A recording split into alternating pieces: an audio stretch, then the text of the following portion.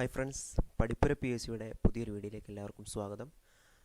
നമ്മളിന്ന് LGS 2017 നടന്ന എക്സാമിൻ്റെ ക്വസ്റ്റ്യൻ പേപ്പർ ആൻസർ ചെയ്യാണ്. നമ്മുടെ പ്രീവിയസ് ഇയർ ക്വസ്റ്റ്യൻ പേപ്പർ എക്സാമിന് എത്രത്തോളം ഇമ്പോർട്ടൻ്റ് ആണെന്ന് എല്ലാവർക്കും അറിയാം. അപ്പോൾ നമ്മൾ നേരെ ക്വസ്റ്റ്യൻ പേപ്പർ ആൻസർ ചെയ്യാൻ വേണ്ടി കിടക്കാം അല്ലേ. അപ്പോൾ 2017 നടന്ന LGSൻ്റെ ക്വസ്റ്റ്യൻ ഫൈനൽ ആൻസർ കീ വെച്ചിട്ടുള്ള ആൻസറാണ് നമ്മൾ ചെയ്യുന്നത്. എന്തായാലും 7-ാം തീയതി എക്സാം നടക്കുകയാണല്ലോ, അപ്പോൾ എല്ലാവർക്കും ഇത് ഷെയർ ചെയ്ത് പരമാവധി എല്ലാവരിലേക്ക് എത്തിക്കാൻ ശ്രമിക്കുക. അപ്പോൾ നമുക്ക് ചോദ്യത്തിലേക്ക് കടക്കാം. ഒന്നാമത്തെ ചോദ്യം, താഴെ പറയുന്നവയിൽ ഇന്ത്യയുടെ അയൽ രാജ്യം അല്ലാത്തത് ഏതാണെന്നാണ് ചോദ്യം അല്ലേ. താഴെ പറയുന്നവയിൽ ഇന്ത്യയുടെ അയൽ രാജ്യം അല്ലാത്തത് ഏത് എന്നാണ് ചോദ്യം. Option A Nepal, option B Japan, option C Myanmar, option D Pakistan. താഴെ പറയുന്നവയിൽ ഇന്ത്യയുടെ അയൽ രാജ്യം അല്ലാത്തത് ഏതാണെന്ന ചോദ്യം. നമുക്കറിയാം ഇന്ത്യയിലെ അയൽ രാജ്യങ്ങൾ എത്ര എണ്ണമാണ്? 9 അയൽ രാജ്യങ്ങളാണ്. മൊത്തം 10 എണ്ണം ഉണ്ട്. അതിനകത്ത് 2 എണ്ണം എങ്ങനെയാണ് കര അതിർത്തിയായിട്ടാണ് വരുന്നത്. തീരദേശ അതിർത്തിയായിട്ടാണ് 2 എണ്ണം വരുന്നത്. ബാക്കി 8 എണ്ണം കര അതിർത്തി പങ്കിടുന്നവയാണ്. അതിൽ പാകിസ്ഥാൻ, അഫ്ഗാനിസ്ഥാൻ, ചൈന, നേപ്പാൾ, ഭൂട്ടാൻ, ബംഗ്ലാദേശ്, മ്യാൻമർ എന്നിവയാണ് നമ്മുടെ അയൽ രാജ്യങ്ങളായിട്ട് വരുന്നത്. ഇവിടെ ഉത്തരം എന്ന് പറയുന്നത് ജപ്പാനാണ്. കാരണം ജപ്പാൻ അയൽ രാജ്യമായിട്ട് വരുന്നില്ല. നേപ്പാൾ വരുന്നുണ്ട്, അതേപോലെ മ്യാൻമർ വരുന്നുണ്ട്, പാകിസ്ഥാൻ വരുന്നുണ്ട്, പക്ഷേ ജപ്പാൻ അയൽ രാജ്യമല്ല. അപ്പോൾ ഉത്തരം ജപ്പാനാണ്. ഓപ്ഷൻ ബി ജപ്പാനാണ് ഉത്തരം. രണ്ടാമത്തെ ചോദ്യത്തിൽ കിടക്കുകയാണെങ്കിൽ വെളുത്ത ഭൂഖണ്ഡം എന്നറിയപ്പെടുന്നത് ഏതാണ്? വെളുത്ത ഭൂഖണ്ഡം ചോദ്യത്തിൽ നിന്ന് നമുക്ക് മനസ്സിലാക്കാം അല്ലേ. വെളുത്ത ഭൂഖണ്ഡം അന്റാർട്ടിക്കയാണ്. ഏറ്റവും വലിയ ഭൂഖണ്ഡം ഏതാണ്? ഏഷ്യയാണ്. ഓപ്ഷൻ എ ഏഷ്യയാണ് ഏറ്റവും വലിയ ഭൂഖണ്ഡം. ഓപ്ഷൻ ബി ആഫ്രിക്ക ഇരുണ്ട ഭൂഖണ്ഡം എന്നറിയപ്പെടുന്നു. അന്റാർട്ടിക്ക ഏതാണെന്ന് പറഞ്ഞ് വെളുത്ത ഭൂഖണ്ഡമാണ് അന്റാർട്ടിക്ക. മൂന്നാമത്തെ ചോദ്യത്തിൽ കിടക്കുകയാണെങ്കിൽ ഇന്ത്യൻ ഭരണഘടനയുടെ ശില്പി എന്നറിയപ്പെടുന്നത് ആരാണ്? ഇന്ത്യൻ ഭരണഘടനയുടെ ശില്പി ഡോക്ടർ BR അംബേദ്കർ ആണ് കേട്ടോ. ഓക്കെ, അപ്പോൾ താഴെ പറഞ്ഞതിൽ ഒന്നാമത്തെ ഇന്ത്യയുടെ അയൽ രാജ്യം ജപ്പാനായിരുന്നു. രാജ്യം അല്ലാത്തത് നമ്മൾ ചോദ്യങ്ങൾ പ്രത്യേകം ശ്രദ്ധിക്കണം. ഇതുപോലെ ഒരുപാട് ചോദ്യങ്ങൾ ഇപ്പോൾ ആവർത്തിക്കുന്നുണ്ട്. അല്ലാത്തത് ഏതാണ്, അതുപോലെ കൂട്ടത്തിൽ പെടാത്തത്, ശരിയല്ലാത്തത്, എങ്ങനെ നമ്മുടെ PSC ഉദ്യോഗാർത്ഥിയെ വട്ട കറക്കുന്ന രൂപത്തിലാണ് ചോദ്യങ്ങൾ വരുന്നത്. ഇത് നിങ്ങൾക്ക് എല്ലാവർക്കും അറിയാവുന്നതാണ്. പുതിയ ആളുകൾക്ക് വേണ്ടി ഞാൻ പറയുന്നേ ഉള്ളൂ. അപ്പോൾ നമ്മൾ ചോദ്യം വായിക്കുമ്പോൾ ആദ്യം അണ്ടർലൈൻ ചെയ്യേണ്ടത് ഇതുപോലത്തെ സാധനങ്ങളാണ്. അല്ലാത്തത്, കൂട്ടത്തിൽ പെടാത്തത്, ശരിയല്ലാത്തത്, തെറ്റല്ലാത്തത്, അങ്ങനെയൊക്കെ ചോദിക്കാറുണ്ട്. നമ്മൾ ചോദ്യം വായിച്ച് ഉത്തരം ആവേശത്തിൽ നമ്മൾ അടയാളപ്പെടുത്തുമ്പോൾ തെറ്റിപ്പോകാൻ ചാൻസ് ഉണ്ട്. പിന്നെ നമുക്കൊന്നും ചെയ്യാൻ പറ്റത്തില്ല. അപ്പോൾ എല്ലാവരും അത് പ്രത്യേകം ശ്രദ്ധിക്കുക. ചോദ്യം വായിക്കുമ്പോൾ തന്നെ ഇങ്ങനത്തെ സംഗതികളൊന്ന് അടിയിൽ വരയിട്ടാൽ മതി. രണ്ടാമത്തെ ചോദ്യത്തിൻ്റെ ഉത്തരം അന്റാർട്ടിക്ക ആയിരുന്നു. മൂന്നാമത്തെ ചോദ്യം ഇന്ത്യൻ ഭരണഘടനയുടെ ശില്പി ആരാണെന്നാണ് ചോദിക്കുന്നത്. ഇന്ത്യൻ ഭരണഘടനയുടെ ശില്പി ഡോക്ടർ BR അംബേദ്കർ ആണ് കേട്ടോ. ഉത്തരം ഓപ്ഷൻ എ BR അംബേദ്കർ ആണ് ഇന്ത്യൻ ഭരണഘടനയുടെ ശില്പി. ഇതിനകത്ത് ജവഹർലാൽ നെഹ്റു ആമുഖത്തിൻ്റെ ശില്പിയാണ് ആര്? ആമുഖ എഴുത്ത് തയ്യാറാക്കിയതാരാണ്? നമ്മുടെ ജവഹർലാൽ നെഹ്റു ആണ് കേട്ടോ. ഇന്ത്യ മഹാരാജ്യത്തിൻ്റെ ആദ്യത്തെ പ്രസിഡൻ്റാണ് ആര്? ഡോക്ടർ രാജേന്ദ്ര പ്രസാദ്. അടുത്ത ചോദ്യം, 2020 ഒളിമ്പിക്സ് അരങ്ങേറുന്ന നഗരം. ഇത് അന്നത്തെ ഒരു കറണ്ട് അഫെയർ ആണ്. 2017 കറണ്ട് അഫെയർ ആണ്. 2020 ഒളിമ്പിക്സ് അരങ്ങേറുന്ന നഗരം ഏതാണെന്നായിരുന്നു ചോദ്യം. അതിന് ഉത്തരം ടോക്കിയോ ആണ് കേട്ടോ. ടോക്കിയോ ആണ് 2020 ഒളിമ്പിക്സ് അരങ്ങേറുന്ന നഗരം. പക്ഷേ നമുക്കിവിടെ ആൻസറായിട്ട് വരുന്ന നമുക്ക് പുതിയ കറണ്ട് അഫെയർ പ്രകാരം പാരീസ് ഒളിമ്പിക്സ് ആണ് ഇനി നടക്കുന്നത്. 2024 പാരീസ് ഒളിമ്പിക്സ് പാരീസിലും ഫ്രാൻസിലുമായിട്ടാണ് നടക്കുന്നത്. പക്ഷേ പാരീസ് ഒളിമ്പിക്സ് എന്നാണ് പൊതുവെ അറിയപ്പെടുന്നത്. അപ്പോൾ ഓപ്ഷനിൽ ഏതാണുള്ളതെന്ന് നോക്കിയിട്ട് ആൻസർ ചെയ്യുക. അഞ്ചാമത്തെ ചോദ്യം, കേരളത്തിൻ്റെ സംസ്ഥാന മൃഗം ഏതാണ്? ആനയാണ്. ഓപ്ഷൻ എ ആനയാണ് കേരളത്തിൻ്റെ സംസ്ഥാന മൃഗം. എല്ലാവർക്കും അറിയുന്ന പോലെ കേരളത്തിൻ്റെ സംസ്ഥാന മൃഗം ആനയാണ് കേട്ടോ. അതുപോലെ തന്നെ ഇന്ത്യയുടെ ദേശീയ പൈതൃക മൃഗം ഏതാണ്? ആനയാണ് വരുന്നത്. ഞാൻ ഒരുപാട് ഫാക്ട്സ് എടുത്ത് വെച്ചിട്ടുണ്ട്. വീഡിയോ ഒരുപാട് ലെങ്ത് ആവണ്ടല്ലോ എന്ന് കരുതിയിട്ടാണ് ഇതെല്ലാം എടുക്കാത്തത് കേട്ടോ. 2024 പാരീസിലാണ് ഒളിമ്പിക്സ് നടക്കുന്നത് കേട്ടോ. പാരീസിലും ഫ്രാൻസിലുമായിട്ടാണ് നടക്കുന്നത്. ഒളിമ്പിക്സിൻ്റെ ഇപ്പോഴത്തെ പ്രസിഡന്റ് ആരാണെന്ന് ചോദിച്ചാൽ തോമസ് ബാച്ച് ആണ് ഇപ്പോഴത്തെ പ്രസിഡന്റ്. ആരാണ്? Thomas batch.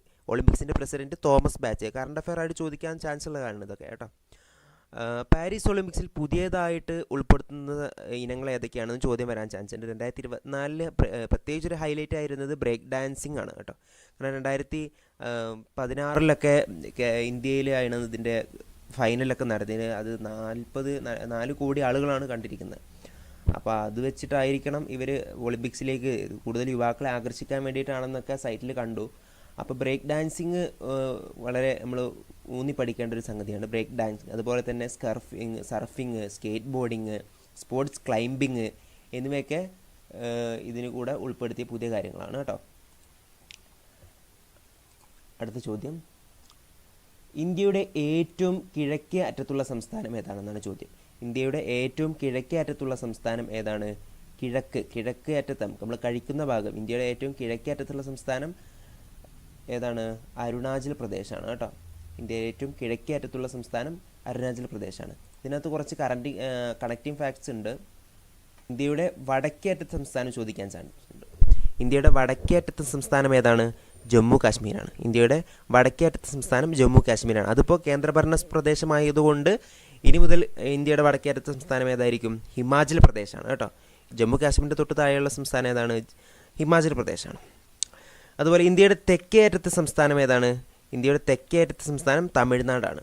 ഇന്ത്യയുടെ തെക്കേ അറ്റത്തെ സംസ്ഥാനം തമിഴ്നാടാണ്. കേരളം അതിനടുത്തുണ്ട്, പക്ഷേ ഏറ്റവും തെക്കായി നമ്മൾ നോക്കുമ്പോൾ തമിഴ്നാടാണ് വരുന്നത്. തെക്ക് തമിഴ്നാട്, അങ്ങനെ കണക്ട് ചെയ്താൽ മതി. ഇന്ത്യയുടെ കിഴക്കേ അറ്റത്തെ സംസ്ഥാനം ഏതാണ്? അരുണാചൽ പ്രദേശാണ്. ഇന്ത്യയുടെ കിഴക്കേ അറ്റത്ത്, അതാണ് നമ്മുടെ ചോദ്യം. ഇന്ത്യയുടെ കിഴക്കേ അറ്റത്തെ സംസ്ഥാനം അരുണാചൽ പ്രദേശാണ്. ഇന്ത്യയുടെ പടിഞ്ഞാററ്റത്തെ സംസ്ഥാനം ഏതാണ്? പടിഞ്ഞാറ് ഭാഗത്ത് ഏതാണ്? ഗുജറാത്താണ്. ഇന്ത്യയുടെ പടിഞ്ഞാററ്റത്തെ സംസ്ഥാനം ഗുജറാത്താണ്. അതുപോലെ തന്നെ ഇന്ത്യയുടെ അറ്റങ്ങളെക്കുറിച്ച് ചോദിക്കാറുണ്ട് അല്ലേ. ഇന്ത്യയുടെ വടക്കേ അറ്റം അറിയപ്പെടുന്നത് ഏതാണ്? ഇന്ത്യയുടെ വടക്കേ അറ്റം അറിയപ്പെടുന്നത് ഇന്ദിരാ കോളാണ്. ഇന്ത്യയുടെ വടക്കേ അറ്റം ഏതായിരുന്നു? ജമ്മു കാശ്മീരായിരുന്നു. അതിപ്പോൾ കേന്ദ്രഭരണ പ്രദേശമായതുകൊണ്ട് മിക്കവാറും ഇനി വരുന്ന ചോദ്യങ്ങളിലൊക്കെ ഉത്തരമായിട്ട് വരുന്നത് ഹിമാചൽ പ്രദേശായിരിക്കും. എന്നിരുന്നാലും ഇന്ത്യയുടെ വടക്കേ അറ്റം ഇന്ദിരാ കോളാണ് അറിയപ്പെടുന്നത്. ഇന്ത്യയുടെ തെക്കേ അറ്റം തമിഴ്നാടായിരുന്നു. നമ്മൾ സംസ്ഥാനം പഠിച്ചത് ഇന്ത്യയുടെ തെക്കേ അറ്റത്തുള്ള സംസ്ഥാനം തമിഴ്നാടാണ്. പക്ഷേ ഇന്ത്യയുടെ തെക്കേ അറ്റം അറിയപ്പെടുന്നത് എന്താണ്? ഇന്ദിരാ പോയിന്റ് എന്നാണ്. അതുപോലെ തന്നെ ഇന്ത്യയുടെ കിഴക്കേ അറ്റം എന്താണ് അറിയപ്പെടുന്നത്? ഇന്ത്യയുടെ കിഴക്കേ അറ്റം അരുണാചൽ പ്രദേശായിരുന്നു സംസ്ഥാനമെങ്കിൽ ഇന്ത്യയുടെ കിഴക്കേ അറ്റം അറിയപ്പെടുന്നത് എന്താണ്? കിബിത്തു. അതെവിടെയാണ്? കിബിത്തു എവിടെ സ്ഥിതി ചെയ്യുന്നത്? ആൻഡമാൻ നിക്കോബാറിലല്ലേ? അതെ, ആൻഡമാൻ നിക്കോബാറിലാണ് കിബിത്തു സ്ഥിതി ചെയ്യുന്നത്. ഇന്ത്യയുടെ പടിഞ്ഞാറേറ്റം സംസ്ഥാനം ഏതായിരുന്നു? ഇന്ത്യയുടെ പടിഞ്ഞാറേറ്റത്തെ സംസ്ഥാനം ഗുജറാത്തായിരുന്നു. അതുപോലെ തന്നെ ഇന്ത്യയുടെ പടിഞ്ഞാറേറ്റം അറിയപ്പെടുന്നത് എന്താണ്? ഗുഹാർമോത്തി. ഗുഹാർമോത്തിയാണ് ഇന്ത്യയുടെ പടിഞ്ഞാറേറ്റം. ഗുഹാർമോത്തി ഗുജറാത്ത്. അങ്ങനെ കണക്ട് ചെയ്താൽ മതി. ശ്രീനഗറും കാർഗിലും തമ്മിൽ ബന്ധിപ്പിക്കുന്ന ചുരം ഏതാണ്? ശ്രീനഗറും കാർഗിലും തമ്മിൽ ബന്ധിപ്പിക്കുന്ന ചുരം ഏതാണ്? പറ്റിയുള്ള ചോദ്യങ്ങൾ മിക്കവാറും എല്ലാ പരീക്ഷകളും ചോദിക്കാറുണ്ട്. ഇപ്പോൾ ലാസ്റ്റ് നടന്ന LD ക്ലർക്ക് ഖാദി ബോർഡിൻ്റെ എക്സാമിലും ചോദിച്ചെന്നാണ് എനിക്ക് തോന്നുന്നത്. മിക്കവാറും പരീക്ഷകളെല്ലാം ചോദിക്കുന്ന ചോദ്യമാണ് ചുരങ്ങൾ. അതുകൊണ്ട് നമുക്ക് ചുരത്തിൻ്റെ കണക്റ്റിംഗ് ഫാക്ട് എന്തായാലും പഠിക്കണം. ഇതിനകത്ത് ഉത്തരം വരുന്നത് എന്താണ്? സോജിലയാണ്. ഉത്തരം സോജിലയാണ് കേട്ടോ. ശ്രീനഗറും കാർഗിലും തമ്മിൽ ബന്ധിപ്പിക്കുന്ന ചുരം സോജില. ലിപുലേക്ക്. ഉത്തരാഖണ്ഡും ടിബറ്റിനെയും ബന്ധിപ്പിക്കുന്ന ചുരം ഏതാണ്? ലിപുലേക്ക്. ഉത്തരാഖണ്ഡിനെയും ടിബറ്റിനെയും തമ്മിൽ ബന്ധിപ്പിക്കുന്ന ലിപുലേക്ക് ചുരമാണ്. ആ ലിപുലേക്ക് ചുരം പ്രധാനമായിട്ടും സ്ഥിതി ചെയ്യുന്നത് എവിടെയെന്ന് ചോദ്യം വന്നാൽ ഉത്തരാഖണ്ഡ് എന്ന് ഉത്തരം പറയാം കേട്ടോ. ഉത്തരാഖണ്ഡിലാണ് ലിപുലേക്ക് ചുരം സ്ഥിതി ചെയ്യുന്നത്. ഷിപ്കില ചുരം. ഷിപ്കില ചുരം എന്തിനെ തമ്മിലാണ് ബന്ധിക്കുന്നത്? ഹിമാചൽ പ്രദേശിനെയും ടിബറ്റിനെയും. ഇവിടെ ഉത്തരാഖണ്ഡിനെയും ടിബറ്റിനെയും ആണെങ്കിൽ ഇവിടെ ഹിമാചൽ പ്രദേശിനെയും ടിബറ്റിനെയും തമ്മിൽ ബന്ധിപ്പിക്കുന്ന ചുരമാണ് ഏത്? ഷിപ്കില ചുരങ്ങൾ. ഇതെല്ലാം എഴുതി വെക്കണം. കണക്റ്റിംഗ് ഫാക്റ്റാണ്. 4 ചുരങ്ങളെ നമുക്ക് പഠിക്കാനുള്ളൂ, പ്രധാനമായിട്ടും ആവർത്തിച്ച് വരുന്ന ചോദ്യങ്ങൾ. അതുകൊണ്ട് ഇത് എന്തായാലും എഴുതി വെക്കേണ്ടതാണ് കേട്ടോ. അപ്പോൾ സോജില ചുരങ്ങളെ തമ്മിൽ ബന്ധിപ്പിക്കുന്ന ഏതൊക്കെ സംസ്ഥാനങ്ങളാണ്? ശ്രീനഗറിനെയും കാർഗിലിനെയും തമ്മിൽ ബന്ധിപ്പിക്കുന്ന ചുരമാണ് സോജില. ശ്രീനഗറിനെയും കാർഗിലിനെയും തമ്മിൽ ബന്ധിപ്പിക്കുന്നതാണ് സോജില. അതാണ് നമ്മുടെ ചോദ്യം. ശ്രീനഗറിനെയും കാർഗിലിനെയും തമ്മിൽ ബന്ധിപ്പിക്കുന്ന ചുരം സോജില ചുരമാണ്. അത് സോജില ചുരം എവിടെയാണ് സ്ഥിതി ചെയ്യുന്നതെന്ന് ചോദ്യം വരികയാണെങ്കിൽ ജമ്മു കാശ്മീർ എന്ന് ഉത്തരം പറയാം. അടുത്തതായിട്ട് നാഥുല ചുരം. നാഥുല ചുരം സ്ഥിതി ചെയ്യുന്നത് എവിടെയാണ്?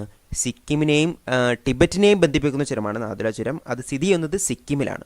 സിക്കിം സംസ്ഥാനത്താണ് നാഥുല ചുരം സ്ഥിതി ചെയ്യുന്നത്. സിക്കിമിനെയും ടിബറ്റിനെയുമാണ് ബന്ധിക്കുക. അപ്പോൾ ടിബറ്റിനെ തന്നെ ബന്ധിപ്പിക്കുന്ന 3 ചുരങ്ങളാണുള്ളത്. അതുകൊണ്ട് ചോദ്യം നമുക്ക് തെറ്റാൻ പാടില്ല. അതിനൊപ്പമുള്ള സംസ്ഥാനം ഏതാണ്, സ്ഥലം ഏതാണെന്ന് കറക്റ്റായിട്ട് ഫോക്കസ് ചെയ്യേണ്ടതാണ് കേട്ടോ. കേരളത്തിൻ്റെ ഉപ്പ് സത്യാഗ്രഹത്തിൻ്റെ കേന്ദ്രം എന്നറിയപ്പെടുന്നത് ഏതാണ്? കേരളത്തിലെ ഉപ്പ് സത്യാഗ്രഹത്തിൻ്റെ കേന്ദ്രം ഏതായിരുന്നു? എല്ലാവർക്കും അറിയുന്ന ചോദ്യം.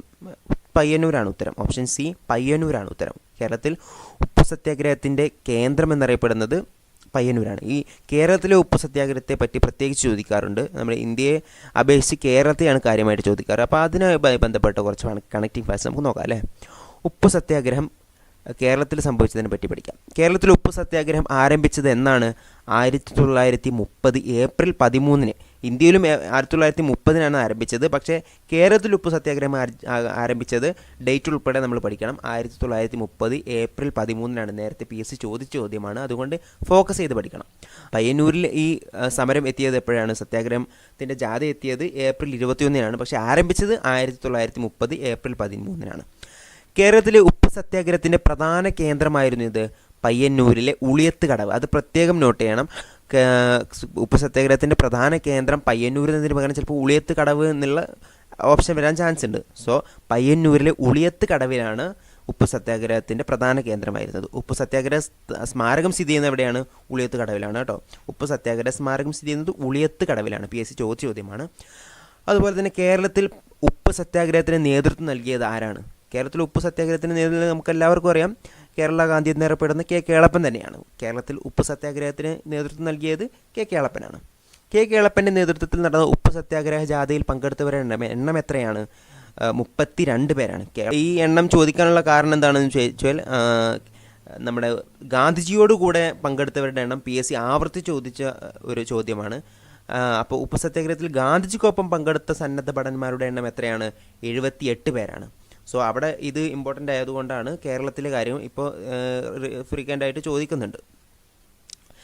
അടുത്ത ചോദ്യം, ഉപ്പ് സത്യാഗ്രഹത്തിൽ ഉടനീളം ആലപിച്ച ഗാനം ഏതായിരുന്നു? അതായത് കേരളത്തിലെ ഉപ്പ് സത്യാഗ്രഹത്തിന് ആലപിച്ച ഗാനമാണ് ഇവിടെ ചോദ്യം. കേരളത്തിലെ ഉപ്പ് സത്യാഗ്രഹത്തിന് ഉടനീളം ആലപിച്ച ഗാനമാണ് വരിക വരിക സഹചരെ എന്ന പാഠം. ഏതാണ്? വരിക വരിക സഹചരെ വലിയ സഹന സഹരമായ എന്നൊക്കെ നമ്മൾ പാടിയിട്ടുണ്ട് ചെറുപ്പത്തിലൊക്കെ. വരികളൊക്കെ കൃത്യമായിട്ട് അറിയില്ലെങ്കിൽ നമ്മളെല്ലാവരും പാടിയതാണ്. അപ്പോൾ വരിക വരിക സഹചര്യം എന്നുള്ള പാട്ടാണ് ഉപ്പ് സത്യാഗ്രഹത്തിലുടനീളം കേരളത്തിലെ ഉപ്പ് സത്യാഗ്രഹത്തിന് പാടിയത്. അത് എഴുതിയതാരാണ്? അംശി നാരായണപിള്ള. ഈ അടുത്ത് വന്ന മിക്ക ക്വസ്റ്റ്യൻ പേപ്പറിലും വരിക വരിക സഹചര്യം എന്നെഴുതിയത് ആരാണെന്നുള്ള ചോദ്യം വന്നിട്ടുണ്ട്. അംശി നാരായണ പിള്ളയുമായി ബന്ധപ്പെട്ടുള്ള ചോദ്യങ്ങൾ ആവർത്തിച്ച് വന്നൊരു ക്വസ്റ്റ്യനാണ്, എല്ലാവരും ഫോക്കസ് ചെയ്യണം. ദണ്ഡി മാർച്ചിൽ, അതായത് ഗാന്ധിജി നടത്തിയ ഉപ്പ് സത്യാഗ്രഹത്തിൻ്റെ ജാഥയിൽ പാടിയ പാട്ട് ഏതാണ്? രഘുപതി രാഘവ രാജാറാം എന്ന പാട്ടാണ്. രഘുപതി രാഘവ രാജാറാം എന്ന പാട്ടാണ് ഗാന്ധിജിയുടെ ഉപ്പ് സത്യാഗ്രഹ ജാഥയിൽ പാടിയ പാട്ട്. അടുത്തതായിട്ട് ഇന്ത്യയിലെ ആകെ സംസ്ഥാനങ്ങളുടെ എണ്ണമാണ് ചോദ്യം. ഇന്ത്യയിലെ ആകെ സംസ്ഥാനങ്ങളുടെ എണ്ണം എത്രയായിരുന്നു? Option A 28, option B 27, option C 30, option D 29. ഏതായിരിക്കും ഉത്തരം? 2017 ചോദ്യപേപ്പർ ആയതുകൊണ്ട് ഓപ്ഷൻ D ആണ് ഉത്തരം കേട്ടോ. ഇന്ത്യയിലെ ആകെ സംസ്ഥാനങ്ങളുടെ എണ്ണം 29. പക്ഷേ ഇപ്പോൾ എത്ര സംസ്ഥാനങ്ങളുണ്ട്? ജമ്മു കാശ്മീരിനെ നമ്മൾ എന്താക്കി? കേന്ദ്രഭരണ പ്രദേശമായി മാറിയപ്പോൾ ഇപ്പോൾ 28 സംസ്ഥാനങ്ങളാണുള്ളത്. 2019 ഒക്ടോബർ 29 ജമ്മു ആൻഡ് കാശ്മീർ എന്ത് ചെയ്തു? ലഡാക്ക്, ജമ്മു ആൻഡ് കാശ്മീർ എന്നിങ്ങനെ 2 കേന്ദ്ര ഭരണ പ്രദേശങ്ങളായി. അങ്ങനെ ആയപ്പോൾ എന്ത് ചെയ്തു? 28 സംസ്ഥാനങ്ങളായി. 29 എന്നുള്ളത് 28 സംസ്ഥാനങ്ങളും 9 കേന്ദ്രഭരണ പ്രദേശവുമായി. കാരണം പുതിയ 2 കേന്ദ്രഭരണ പ്രദേശങ്ങളും കൂടി വന്നല്ലോ. അതായത് ജമ്മു ആൻഡ് കാശ്മീരും ലഡാക്കും. നേരത്തെ 7 ആയിരുന്നു. അപ്പോൾ അതിലേക്ക് ജമ്മു ആൻഡ് കാശ്മീരും ലഡാക്കും കൂടി വന്നപ്പോൾ 9 കേന്ദ്രഭരണ പ്രദേശങ്ങളായി മാറി. എന്നാൽ 2020 ജനുവരി 26 എന്ത് ചെയ്തു? ദാദ്ര നഗർ ഹവേലിയും ദാമൻ ദിയുവും എന്ത് ചെയ്തു? ഒരു കേന്ദ്രഭരണ പ്രദേശമാക്കി. ഇത് രണ്ടായിരുന്നു. ദാദ്ര നഗർ ഹവേലി എന്നുള്ളതൊന്നും പിന്നെ ദാമൻ ദിയു വേറെ ഒന്നും. എന്നാൽ ഇത് രണ്ടും 2020 ജനുവരി 26 ഒരു ഭരണത്തിന് കീഴിലാക്കി. അങ്ങനെ വന്നപ്പോൾ എന്ത് ചെയ്തു? വീണ്ടും 8 കേന്ദ്രഭരണ പ്രദേശങ്ങളായി. 28 സംസ്ഥാനങ്ങളും 8 കേന്ദ്രഭരണ പ്രദേശങ്ങളും. നമുക്ക് പഠിക്കാൻ എളുപ്പമാണല്ലോ. 28, 8. അപ്പോൾ അങ്ങനെ കണക്ട് ചെയ്ത് പഠിക്കുക. അപ്പോൾ നിലവിലിപ്പോൾ എത്ര എന്ന് ചോദ്യം വരികയാണെങ്കിൽ 28 സംസ്ഥാനങ്ങളും കേന്ദ്രഭരണ പ്രദേശങ്ങൾ എത്ര? കേന്ദ്രഭരണ പ്രദേശങ്ങൾ 8 എണ്ണമാണ്. 10ാമത്തെ ചോദ്യം, റബ്ബറിൻ്റെ ജന്മദേശം ഏത്? റബ്ബറിൻ്റെ ജന്മദേശം ഏതാണ്?